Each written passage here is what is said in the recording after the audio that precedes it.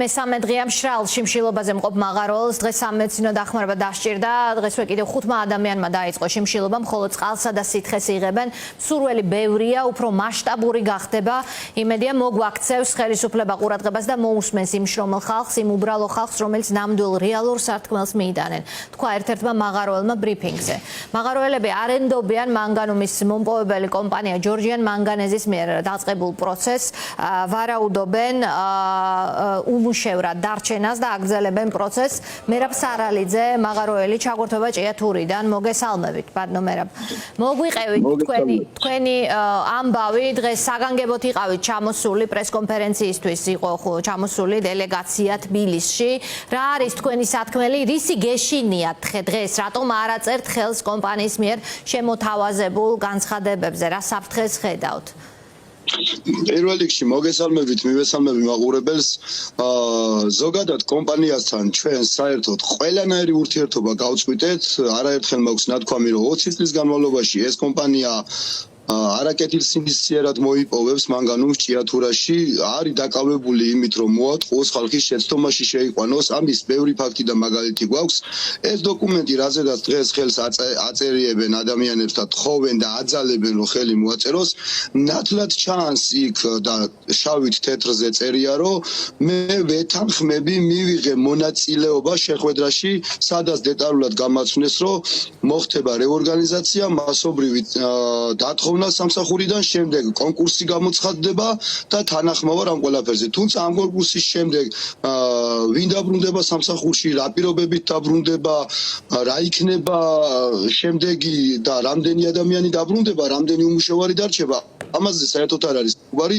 ეს დოკუმენტი იმდენად კაბალურია და იმდენად დამაზიანებელია მშრომელებისთვის, არ არის, უბრალოდ დამაზიანებელია. აქედან გამომდინარე, რა თქმა უნდა, ხელს არ ვაწერთ, ეს შესწავლილი აქვთ იურისტებს და გვაქვს კონსულტაცია მიღებული, არაფრის მომცემი არ იქნება ამაზე ხელის მოწერა. ბატონო მერაბ, მინდა ვიკითხო ადამიანებზე, რომლებიც შიმშილობენ, ერთი ადამიანი მას სამედიცინო დახმარებაც დასჭირდა, დღეს კიდევ 5 შეუერთდა ამ პროცესს, როგორ არის ჯანმრთელობის მდგომარეობა და სანამდე აპირებთ ამ ზომას მიმართოთ? ესე იგი, დღეღამეში 4-ჯერ 5-ჯერ გვიწევს სასწრაფოს გამოძახება. დღეს დილით ადამიანი კონტაქტზე ვერ გამოდიოდა, ვერ მეტყველებდა, კანკალობდა, გადაიყვანა სასწრაფო დახმარების ბრიგადამ საავადმყოფოში. იქ ასე ვთქვათ, მოასულიერეს ადამიანი და დაბრუნდა ისევ გააგრძელა შიმშილობა. მას უერთდება ამ ეტაპისთვის კიდევ 5 ადამიანი. რა თქმა უნდა, ჩვენ ბრძოლას არ ვწყვეტ, რომ დავგჭირდეს საკუთარი სიცოცხლე შევწიროთ ამ ბრძოლას.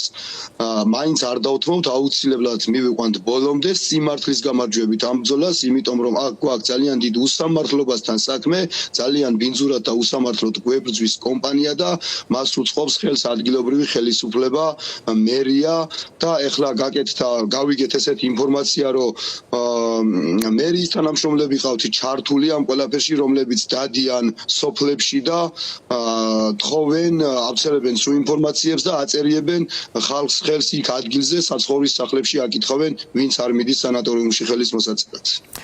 და რა არის თქვენი მთავარი მოთხოვნა? საერთოდ ვინმე დაგიკავშირდათ, ვისგანაც ითხოვთ რეაგირებას, ვინმე გამოთქვაში? არავინ ჩვენთან კავშირზე არ გამოსულა. ფართო საზოგადოებამ არ იცის რეალობა ჩვენ შესახებ, ჭიათურის პრობლემის შესახებ, სამწუხაროდ არ ვრცელდება რეალური ინფორმაციები. მაქსიმალურად ცდილობენ, რომ ინფორმაცია არ გავიდეს.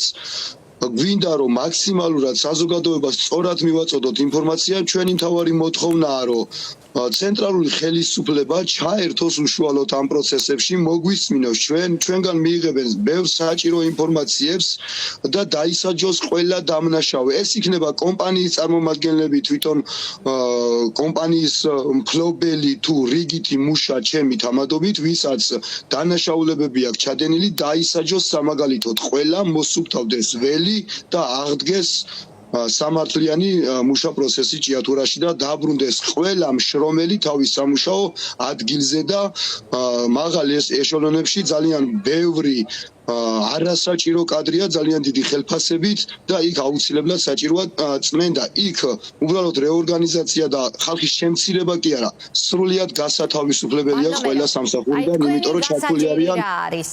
მე მესმის მოთხოვნა რა არის? საიდან წამოვიდა ეს მეთხოვნები? რა გიჭირთ თქვენ ადგილზე? თქვენ ამბობთ რომ არ იცი საზოგადოებამ თქვენ შესახებ. აი გაქვთ ეთერი და მოგვიყევით. რა გასაჭირი გაქვთ თქვენ? ესე იგი 1 ნოემბერს მოულოდნელად გადაწყვიტა კომპანიამ რომ შეეჩერებია ჭიათურაში მოპოვებითი სამუშაოები მაღაროელებისთვის. ამის შემდეგ კომპანიის პირობა იყო რომ არაუგვიანეს 1 მარტს სრულად აღდგებოდა მუშა პროცესი. 60%-იან დათხოვნაში გაუშვა ეს მშრომელი ადამიანები და შერჩენ ბანკის ვალებთან ამ 60%-ით, მით უმეტეს იმ ფონზე რომ ეს 60% რეალურად არ არის ხელფასის 60%, ეს არის ფიქსირებული ხელფასის 60% და რეალურად არ წარმოადგენს 60%-ს. მოვიდა ამის შემდეგ იანვრის თვის ხელფასი არ დაირიცხა თებერვლის თვეში, 28 თებერვალს ხალხმა მიიღო გადაწყვეტილება რომ პროტესტის ნიშნად გამოსულიყვენ გარეთ. მოვიდა 1 მარტი და იმის ნაცვლად რომ მუშა პროცესი ამდგარიყო, კომპანიამ დაარიგა მესიჯები რომ მადლობას გიხდით თანამშრომლობისთვის, წვეთ საერთოდ მუშაობას, კარგად ბრძანდებოდეთ. ყველა ადამიანი მისი თქმით მესიჯით გაათავისუფლა სამსახურიდან.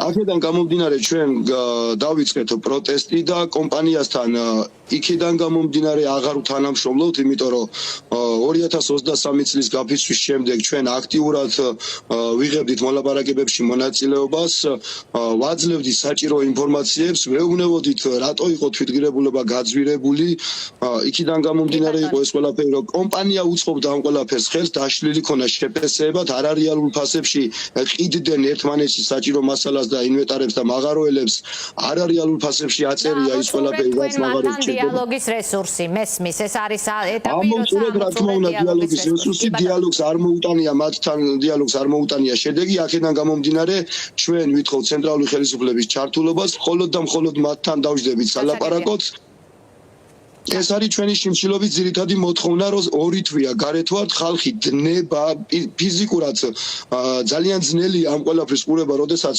დედები ტირიან მეუღლეები ტირიან ბავშვები ტირიან ადამიანები ლოგინში დნებიან და ვხედავთ როგორ კოტებიან ჩვენ თვალწინ და ძალიან სამწუხაროა რომ ამაზე არ არის საკმარისი ყურადღება გამახვილებული და არ ექცევა ყურადღება რომ ამ ადამიანების სიცოცხლე და ჯანმრთელობა იყოს დაცული მე ჯანმრთელობას გისურვებ და ჩვენ რასაკვირველია მივადევნებ თვალყურს ამ პროცესს მადლობა